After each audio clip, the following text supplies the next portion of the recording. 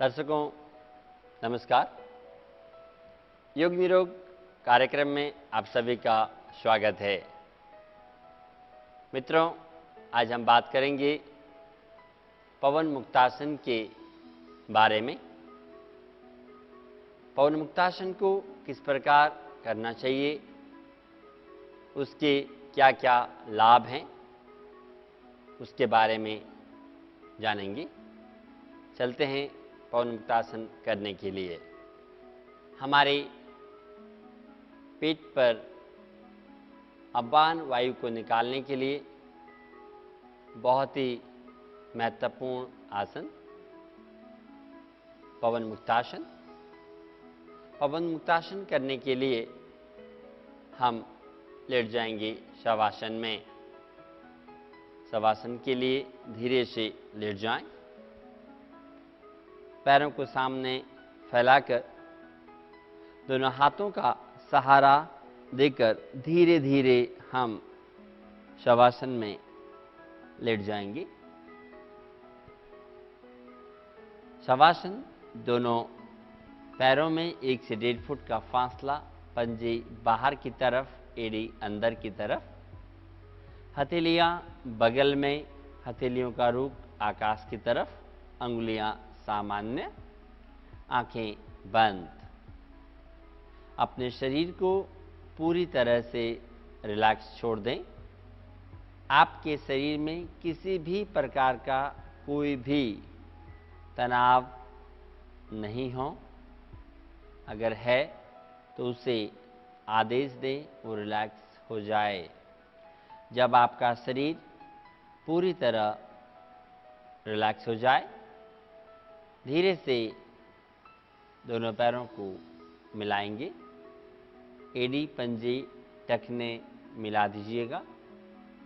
उसके बाद धीरे धीरे दोनों घुटनों को मोड़कर टखने और एड़ियों को नितंबों के पास में लेकर आएं।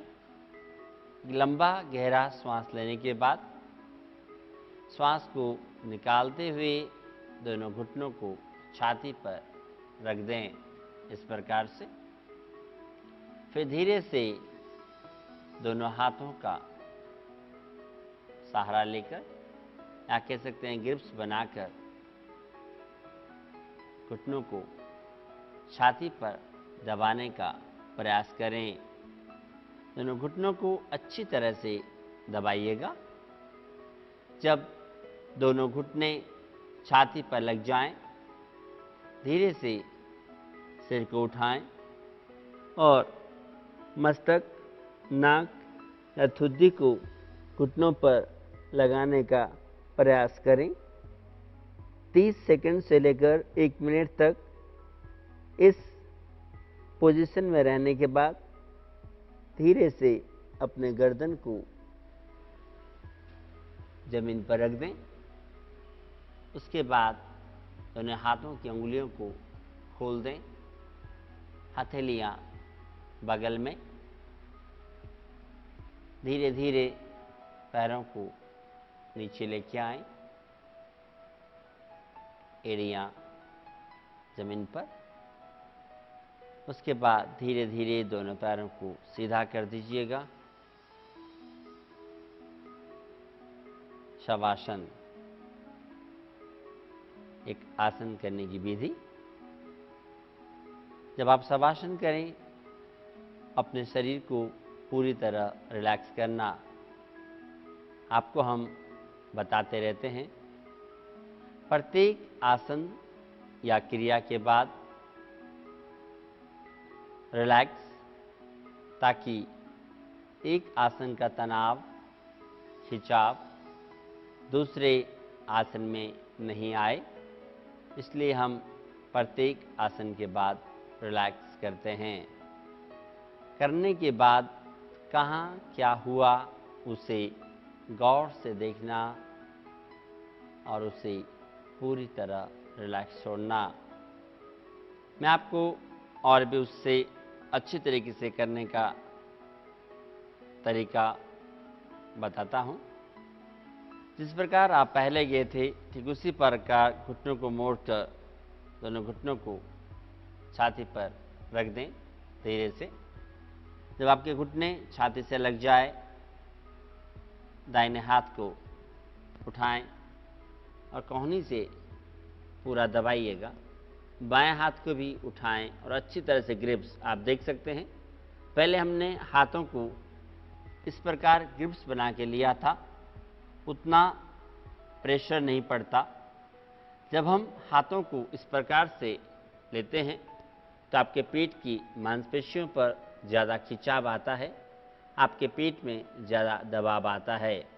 इस प्रकार अच्छी तरह से दबाने के बाद आप पहले की तरह धीरे से सिर उठाकर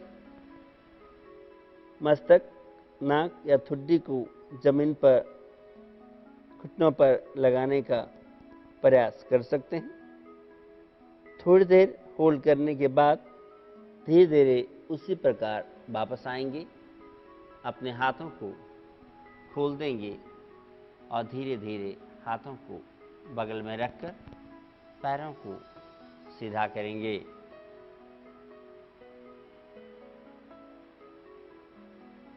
उसके बाद शवासन की स्थिति। शवासन अपने शरीर को पूरी तरह से रिलैक्स छोड़ना, सिर के चोटी वाले हिस्से से लेकर पैरों के पंजों तक और पैरों के पंजों से लेकर सिर के चोटी वाले हिस्से तक पूरी तरह शिथिल शिथिल शिथिल। पूरी तरह रिलैक्स होने के बाद धीरे से बाएं पैर को मोड़ें, दाहिने पैर को मोड़ें, दाहिनी तरफ करवट लें, दाहिने हाथ का या दोनों हाथों का तकिया बनाकर थोड़ा सा विश्राम करें और धीरे से बैठ जाएं।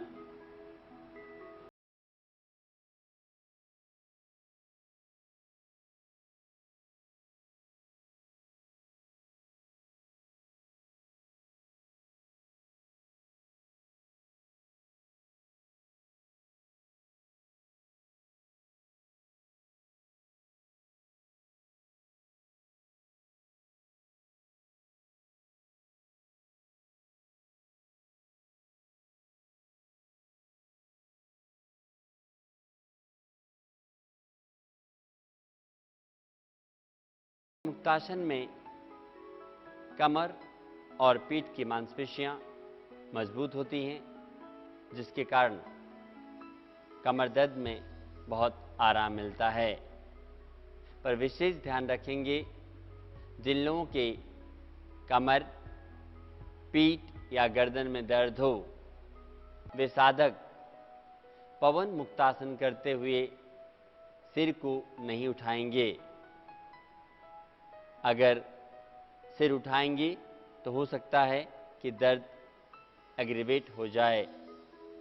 तो जिन्हें भी मेरुदंड से संबंधित समस्या हों, वे सिर बिना उठाए करेंगे। बाकी सब सिर को उठा सकते हैं। पेट पर दबाव पड़ने के कारण पेट में जमे हुए चर्बी को कम करने में थोड़ा बहुत सहायक है। साथ में पेट के निचले भाग में दबाव होने के कारण खासकर मेंसेस प्रॉब्लम में भी काफ़ी सहायक है। दोस्तों, आज हमने जाना पवन मुक्तासन के बारे में, उसे कैसे करना चाहिए, उसके क्या लाभ हैं और किन किन बातों का ध्यान रखना चाहिए। कल हम फिर मिलेंगे नए आसन और क्रियाओं के साथ। तब तक के लिए नमस्कार।